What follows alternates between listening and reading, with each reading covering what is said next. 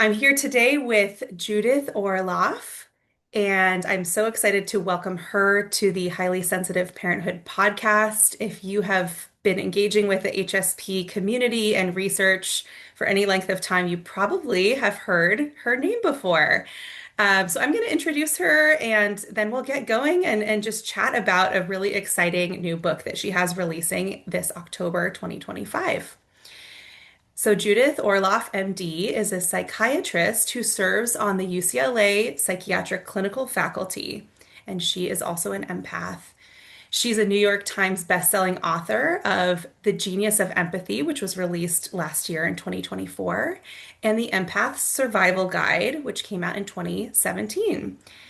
She specializes in treating highly sensitive people in her private practice and offers empathy training programs to organizations. She's spoken at the American Psychiatric Association, Google, Fortune's Powerful Women's Summit, and TEDx. She's also appeared on The Today Show, CNN, PBS, and NPR. Her work has been featured in the New York Times, the Oprah Magazine, USA Today, Teen Vogue, and Scientific American. And you can learn more about her and her work at Dr. Judith Orloff, ORLOFF.com, and we'll have that linked in the show notes as well. So, a very warm welcome to you, Judith. Thank you so much for joining me today. And I'd love for you, in addition to the information I just shared, to tell me a little bit more about you and your work.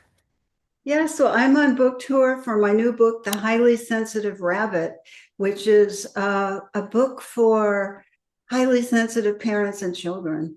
It's my passion to legitimize the highly sensitive phenomena. I'm an empath, I'm a psychiatrist, and I believe so strongly in the power of being highly sensitive and learning specific skill set in order to not be overwhelmed by it.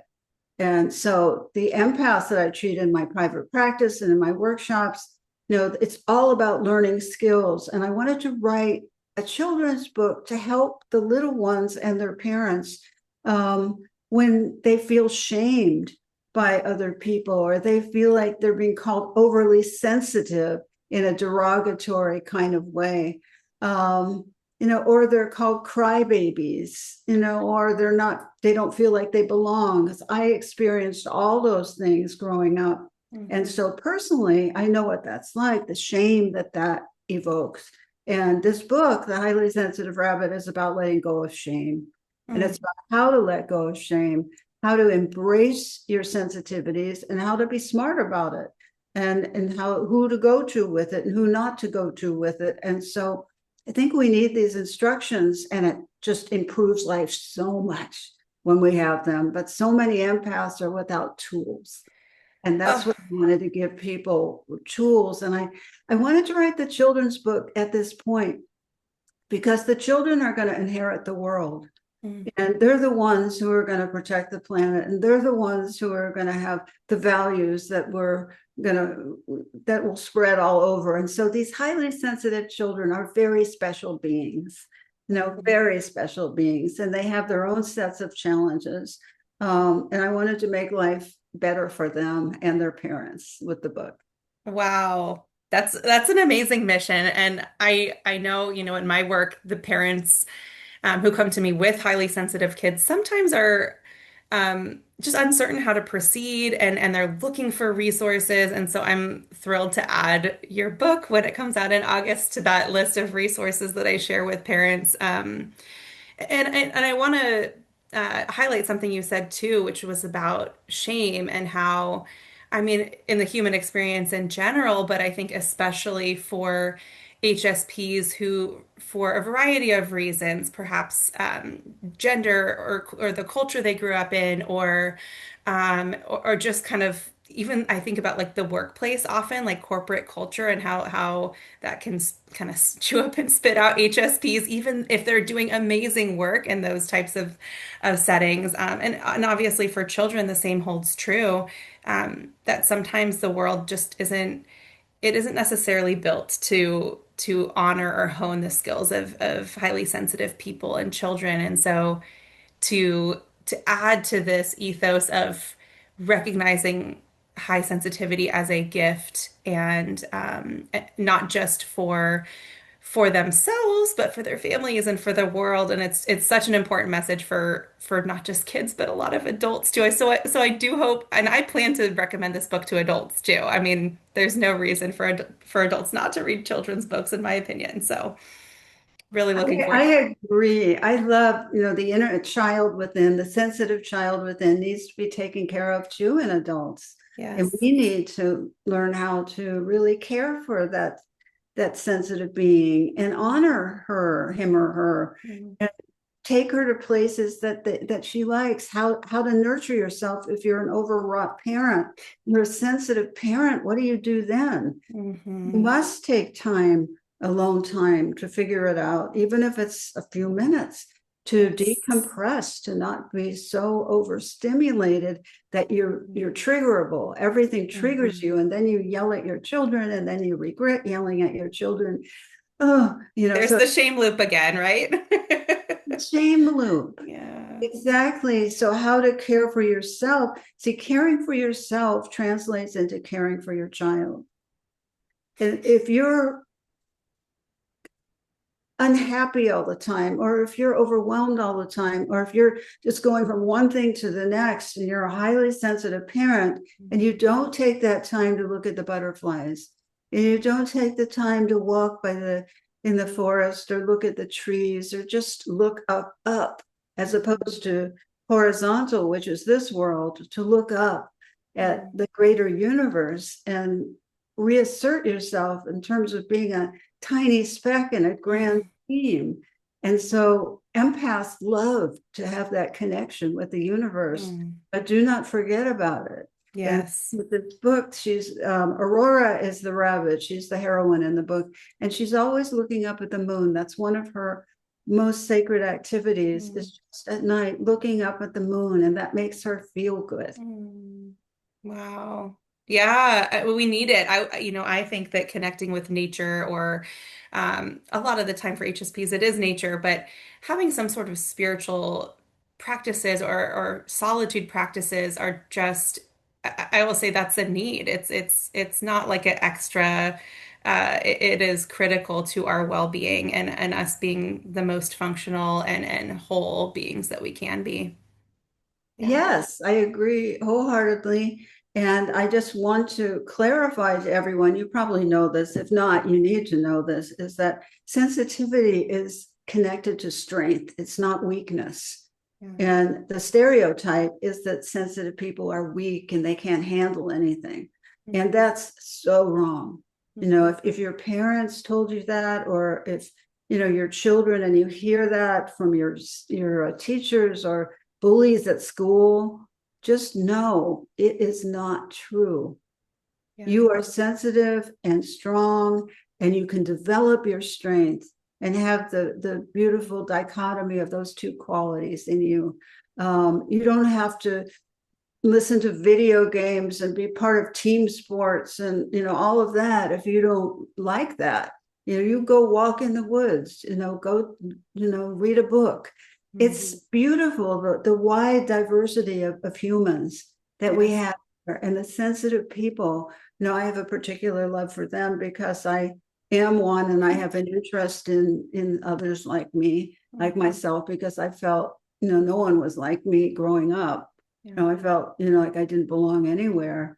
And so I want the empaths out there, the sensitive people out there, to know there are so many of us out there now, and don't, if you feel alone, there are options to connect with you, with Yes. me, with a lot of empathic teachers.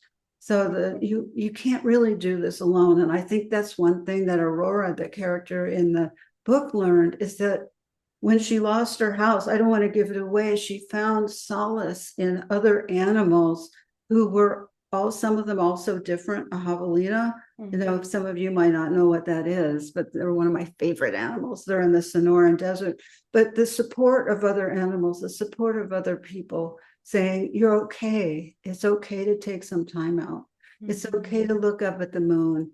And I'll sit there with you if you want me to, And it's okay if you don't want me to, if you want to be alone. So Hmm. that kind of friendship, that's important, even if you only have one friend like that. You know, Hmm. you don't need a million friends because highly sensitive kids and adults don't, they, if they had 50 friends, it would be too much. Right. You know, Yeah. you juggle all that.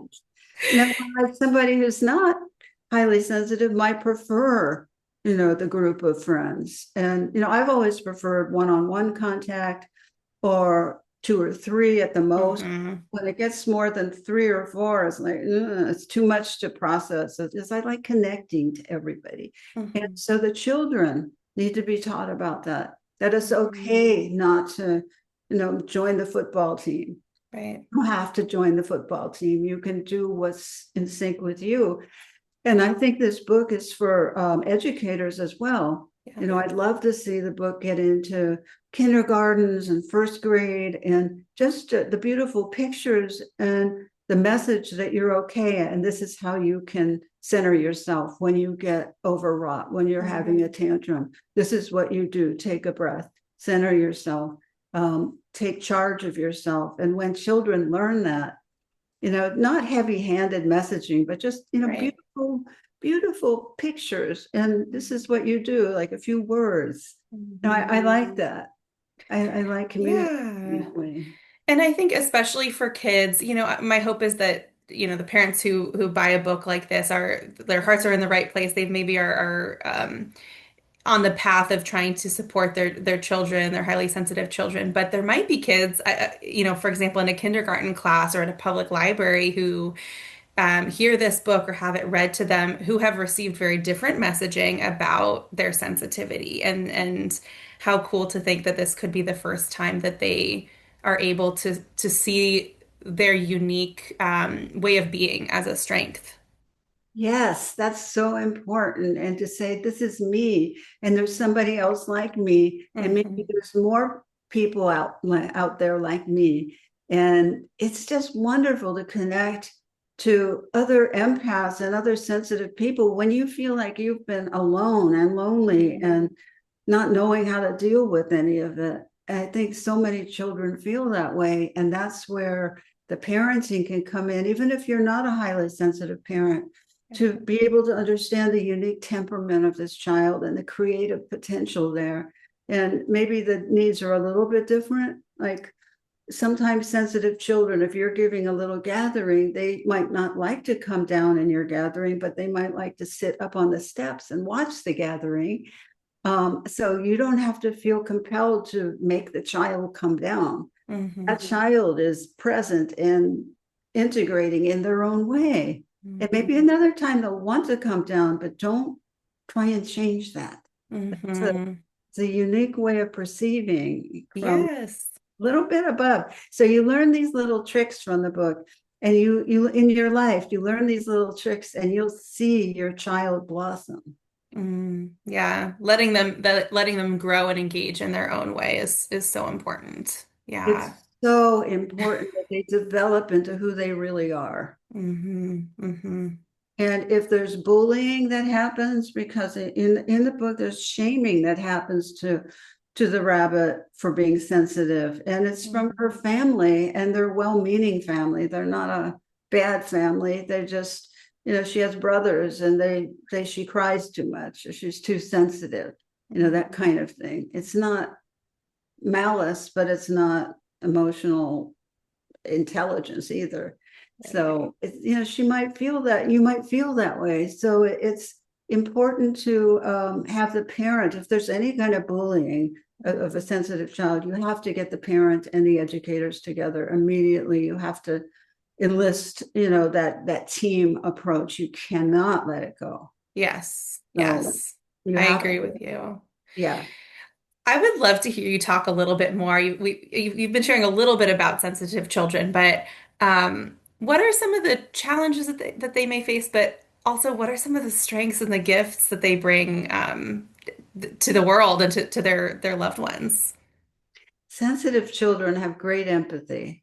And if you've ever watched a sensitive child in action, it is so touching. Now, I had a friend over and she had hurt her hand, and my partner's grandson was here, and he was about three or four at the time. And he just went up to her and he took her hand and he looked at it. He said, "Did you hurt your hand?" And she goes, "Yes, I did." And she goes, "Oh, I hope it feels better." So, he went out of his way to Yeah. show empathy for this. She was an older woman and about 90. And, it's just beautiful to watch when you see that natural impulse of empathy in these children and the strength of creativity, the strength of connection. Empathic children love connection. They love to connect with you. They love time to slow down, not to speed up. They don't like the many play dates. They like one play date, maybe, or they like Mhm. a lone day Mhm. sometimes, so they can just look around things, and creativity, very creative and very aware of the earth and nature. Mhm. And they always want to help. They feel an instinct to want to help to make things better. And the downside of that is they become the fixer in the family, and everybody goes to them as children. You know, Yes. Yeah. I've seen that. So if you do that, that's okay. But it's the child needs to be a child when they're a certain age. Like, they'll be an adult later Yeah. on, and they could go into healthcare and help Right. everyone. Yes. So for me, my older son, who's now 11, he just started middle school, is our HSP, and I just see so much of how you described a highly sensitive child in how he acted since he was an infant. I mean, he would just hold, like, if grandparents came to visit or anyone, he would just hold them for minutes. You know how babies and even as a toddler, he would just cuddle in and sink in, and you could just tell he loved it, but he was giving something to whoever he was holding. And first day of school, I knew he needed a little bit of extra time. And so I was not working that afternoon, for example. I knew he'd need some downtime, he'd need some kind of cozy time. And so just kind of preparing for that. But I think, what this book is going to help parents do is to equip kids, well, to educate the parent themselves, first of all, but also to equip highly sensitive children with that self-awareness of like you said, I need some downtime today. Whoa, that's a little too much for me. Okay, I will go to this new class, but I'm just going to sit on the edge and observe for a little bit. The ability for them to recognize what works for them, and ultimately, as they get older, to communicate them, it just sets them up to be healthy people and healthy adults with their sensitivity. Oh, yes. And give them colored pencils, give them journals, give them, an outlet for their creativity, and see what they do, and Mhm. listen to their dreams. Oftentimes, sensitive children have an active dream life at night. Mhm. You might want to have a dream circle in the morning at the breakfast room table if you get together, Yeah, and encourage the child to share their dreams and their intuitions. It's okay to have intuitions about people. Not everyone's going to understand that. They need to, get that too. But in the household, it's a safe place. You see, the sensitive child needs that safety, and then their creativity will blossom. And you just let them have their own movements. Don't try and control them. You want to help them if they're tantruming or they're overwhelmed. But in their everyday activities, they're very creative. See where they go, see what they look at. Just let them move of their own accord, rather than trying to regiment them too much. Although discipline is important and sure. boundary setting is important. I emphasize that in the highly sensitive rabbit because I believe in boundaries. I believe that boundaries are a very healthy thing. And when you set boundaries as a parent, such as, I need to be quiet now myself, um, can you just, you could have someone stay with them, or ask them just to play on their own for a while. Then the child grows up knowing that boundaries are good. Yeah. You see, if the parent doesn't have the boundaries for all kinds of good reasons, Sure. there's so much going on, the child doesn't learn it. And Mhm. so, even though it might feel painful for you to shut the door for even 3 minutes and meditate, and you see the little fingers coming under the door, I had a patient who told me about those fingers, and just keep closing your eyes, Mhm. breathe, center yourself, do something nice for you in that moment, and then you come out refreshed, Right. Right.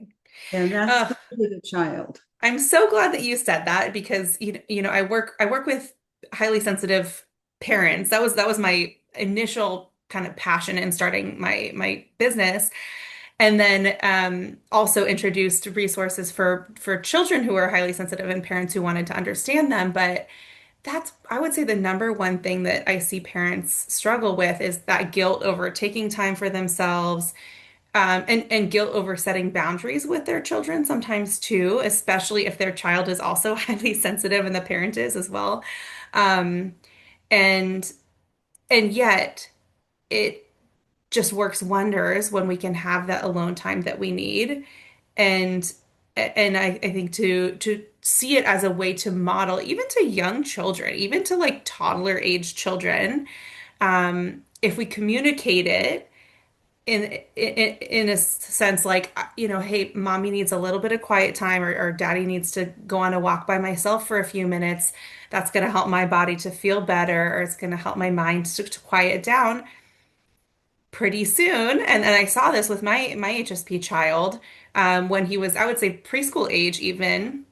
They start to absorb some of that and say, for example, when my son was maybe kindergarten or so, sometimes he'd come home from school and say, I just want to lay down in my bed for a little bit, and maybe with the light off. And he didn't want a nap. He just needed that, like, that solitude. And I think some of it was he was listening to his intuition, like you mentioned, but also I had modeled that because I absolutely needed to. For my own regulation as a highly sensitive parent, I needed to at times go lay down in bed and take a breather, take a break, and come back to myself in the midst of parenting. So, yes, letting go of shame, calling in extra support, listening to our bodies, and that models those same skills to our children even when they're young.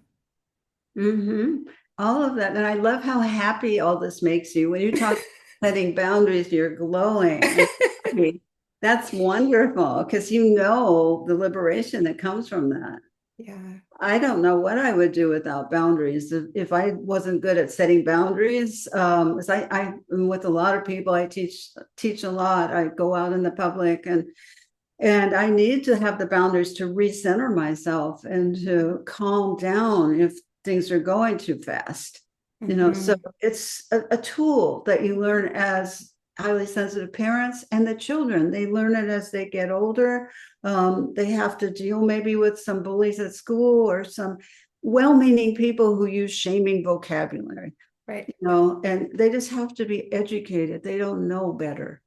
My parents were both physicians, and I had 25 physicians in my family. So a lot of Oh my goodness. neurological thinking. But my mother was always afraid that people would think I was weird. And that was her biggest button, that people would think I was weird, which maybe I was, but that's okay, because she didn't understand everything was all okay. I was who I was, my unique self, and I wasn't going down the mainstream. I was following the road less traveled. That's Mm. just who I always have been, and I love that now about myself.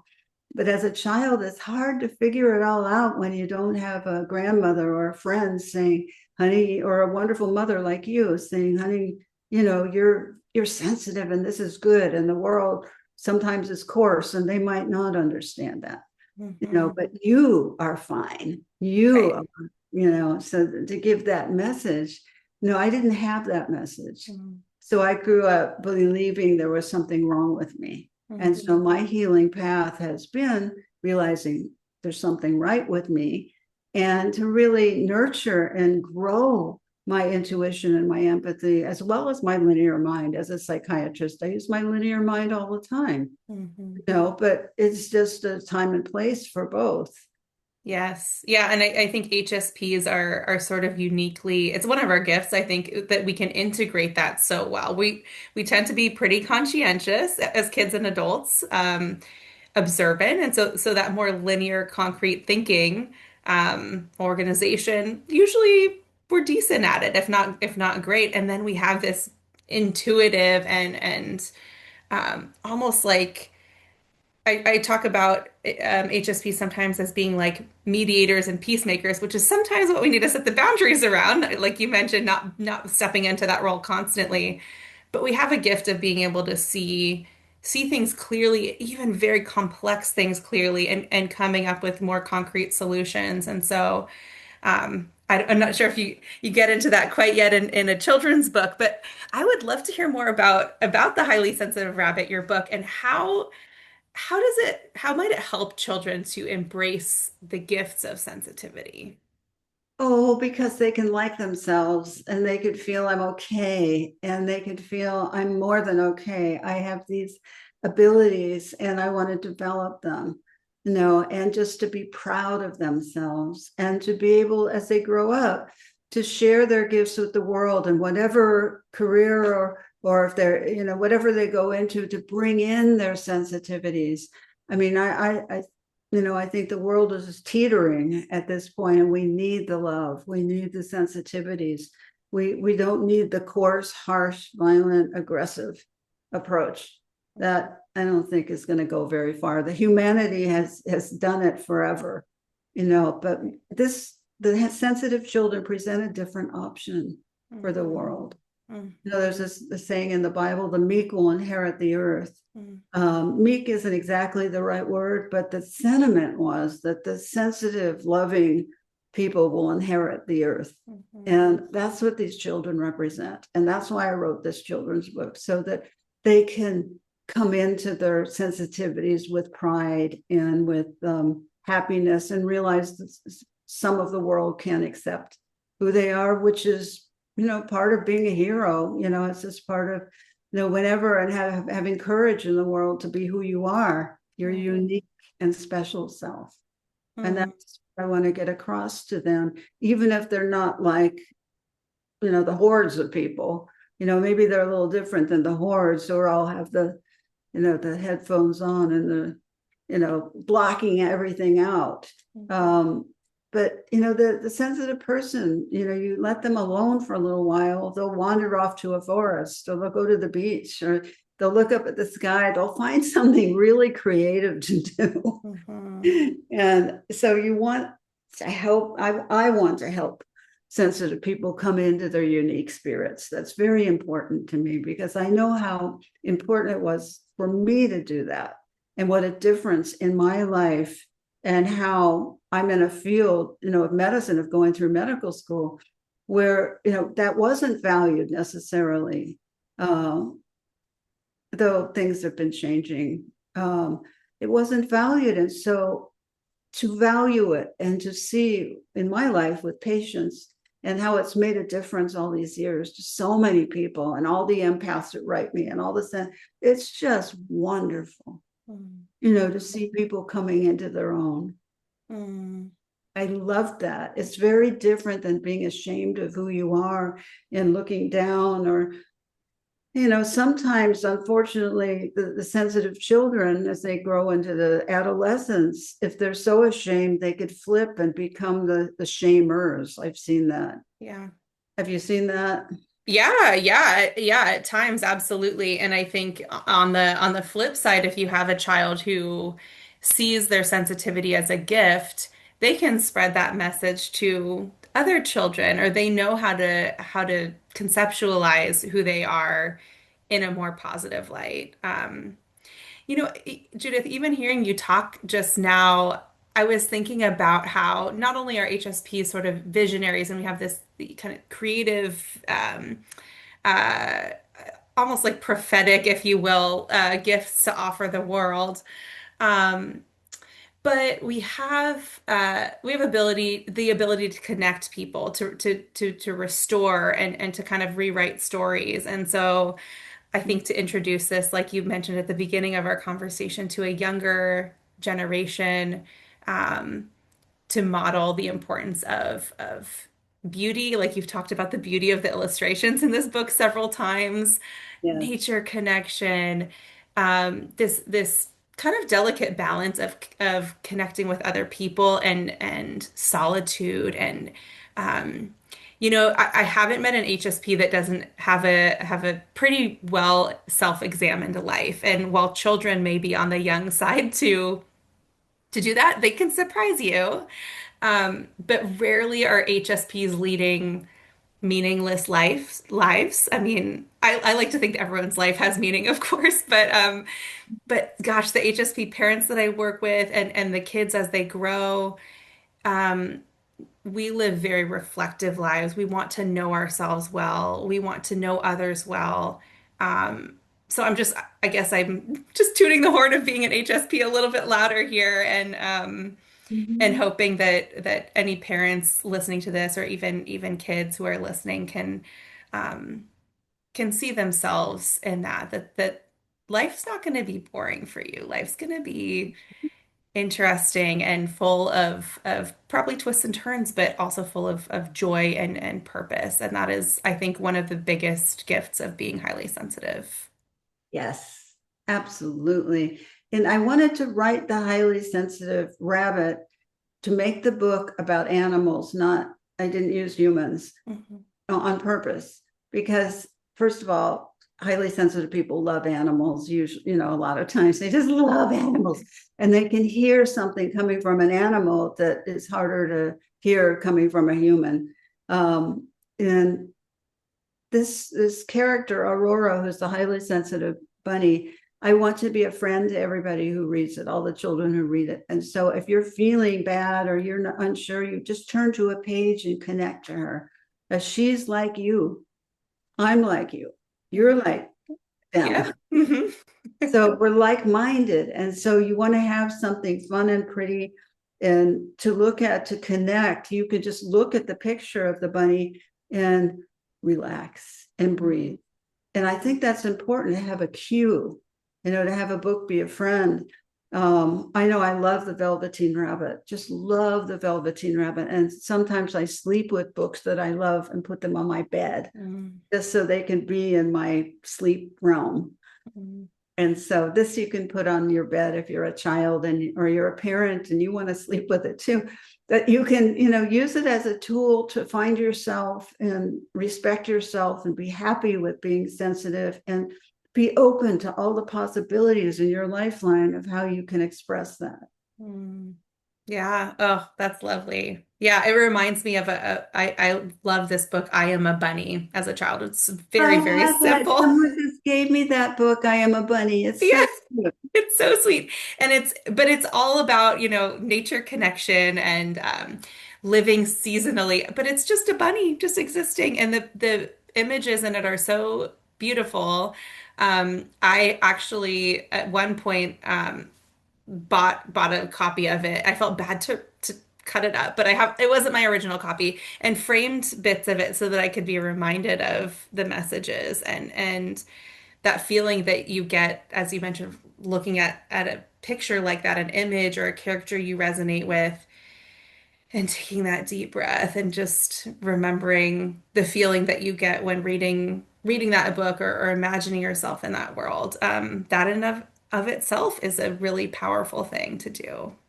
Absolutely. That brings up the possibility of you could take screenshots of the book and put them in cabinets. I have a picture of a bunny, not on the outside of a cabinet, but when you open it and go into the dishes, there she is. So Uh-huh.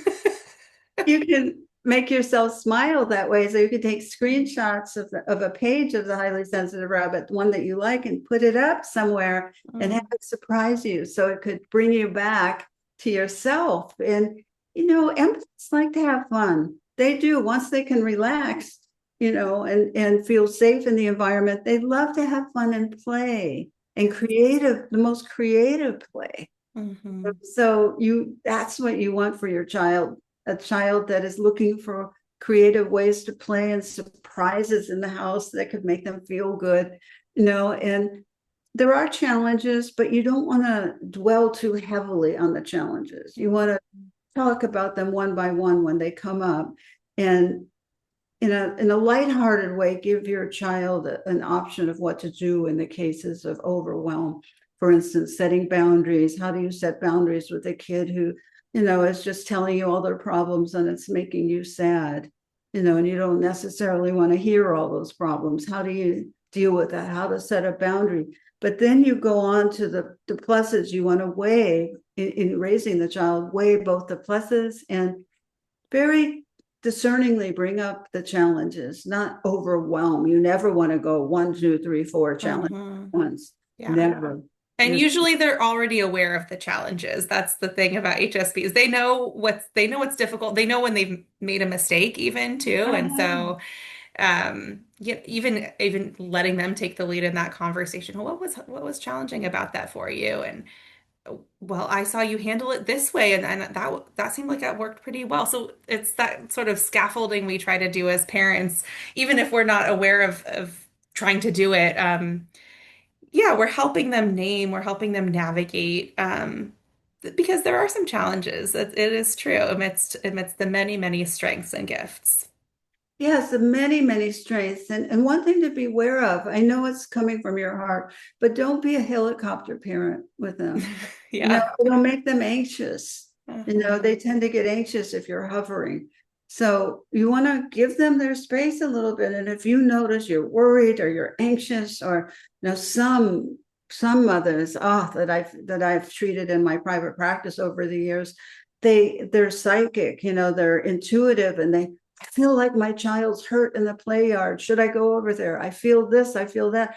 But they're making the child anxious with all this. And Mm-hmm. it's not good for the child to have too psychic a mother who's always expressing it. Yeah. And it's not good for the mother too, to be that enmeshed emotionally and not be able to kind of relax into her own experience. So I think that's an example of where the gift of empathy can, I always call it kind of like it there's a bell curve of where it's healthy, where it's supportive for us and supportive for the world, and then it can it can go over that and become unboundaried and become, just difficult to manage for yourself. But So that's an the mother says, but I feel that she's hurt. I should go.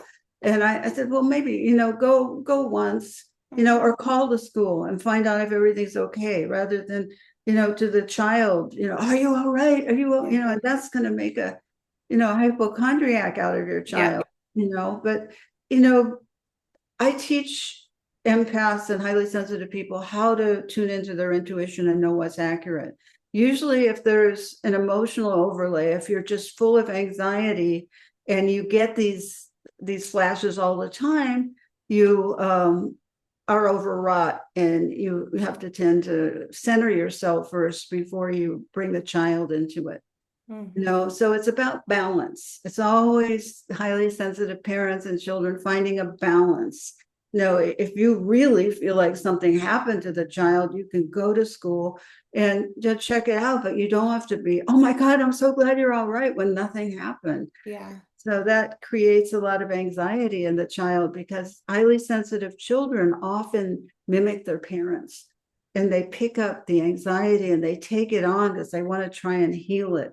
They want to try and help you in some way. They might not verbalize it, but that's what they want. So you want to be very careful of that. That's great advice. And I think, for any parents listening, I would add that experience can be relatively common for HSP parents, is that question of, is this intuition? Is it anxiety? What's going on? And I encourage you to connect with a therapist or a psychiatrist or a supportive person, who's trained in working with highly sensitive folks to kind of help you discern and work through that. You're not alone in that experience. It is quite common, actually. So, thanks for bringing that up, Judith. That's fantastic. I just have one more question for you, because you've talked with such passion about, about this book and about highly sensitive children. I'm just curious about the process of writing the book and maybe even working with the illustrator. Is there any sort of like memories or experiences about creating the book that stand out to you? Oh, yes. Well, I'm such a visual person. So I've always, visual reality is how I process the world. And so working with a co-author and an illustrator, it's been a beautiful, and we're all women. We Mhm. happen to be. It Sure. wasn't, we happened to be all women working on this book. And I wanted Aurora the rabbit to have a certain look. That was very important to me. And I'm a big lover of stuffed animals. And so I have my stuffed animal friends around my house, and I have this one seal that has a certain look. And so this beautiful, innocent look. And so I shared that with the illustrator, and she got the look perfectly in the rabbit.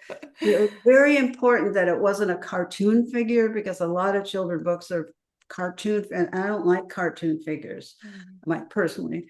Um, and so I wanted it to have this innocent, open, radiant look, and it worked.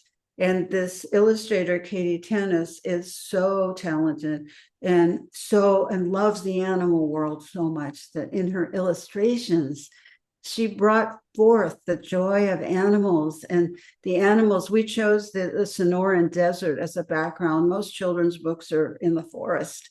And so we decided to try something different. And then at the end of the book, we have listed all the different desert animals, who they are, and what they do in the desert, and pictures of them, so that children could become educated about Cool. beautiful desert. And the Sonoran Desert is in Arizona and New Mexico, and down I think in Mexico a little bit in that area. And so, I wanted all the animals to be realistic and not overdo anything, in terms of their advice, not overdo anything. And so we worked in harmony, and we worked, and we were honest. This works, this doesn't work. And so the children's book is very different than, I've written the Empath Survival Guide, which if you're wanting skills on just being an empath, an adult empath, please go to that book, and The Genius of Empathy. But this book, because it's visual, is a unique expression of our creativity. And it's so visual. The words are less. It's not this complex thing you have to wade through. It's something you start with your heart, and you look at it and you feel it, and it will take you along on the ride of the illustrations and the changes in nature that happens. There's a big storm in the book that happens, and how she handles the loss of her home. Mm. And I know in Los Angeles that's been a big theme, is Yes. losing one's home. If you're sensitive, if you're not sensitive, whatever, the whole thing is just very traumatic. And how that opened her up in terms of being a more sensitive, loving rabbit with the help of friends. And so it's the message also is that trauma can happen, and you can emerge out of it stronger. Wow. I am so excited to, I peeked into the book. I got little special access early, but I can't wait to have a copy of it in my hands and I would love to hear, when can we buy it? And are there any events or anything that you'd like to share around the release of The Highly Sensitive Rabbit? Yes, the book is available for pre-sale right now and for sale on October 7th. And you could get it, go to my website, drjudithorloff.com. And there's a link there, and it could go to all your favorite booksellers online, or, the brick and mortar booksellers you can go to when the book comes out. And yes, I'm doing events. I'm doing some in-person events, such as Barnes and Noble in Huntington Beach in October. I'll be at Romans in Pasadena in October. I'll be at Diesel Bookstore in Brentwood in LA in the West Side, where it's a storytelling for parents and children and friends and adults. Everybody's welcome to all these events. So go to my website, drjudithorloff.com, and join the world of the sensitive rabbit and have some fun. Oh, wonderful. I cannot wait for that. Well, Judith, it was such a joy and pleasure to talk to you today about your book. I can only imagine the impact it's going to have in the lives of highly sensitive children, and I'm just thrilled that you've created this, co-created it with two other wonderful women, and are putting it out there in the world. So, thank you for that, and thank you so much for joining me to chat about it today. Thank you for having me and bless you on your good work that you do. Thank you. Take care. For more resources, including our signature Highly Sensitive Parenthood online course, visit highlysensitiveparenthood.com.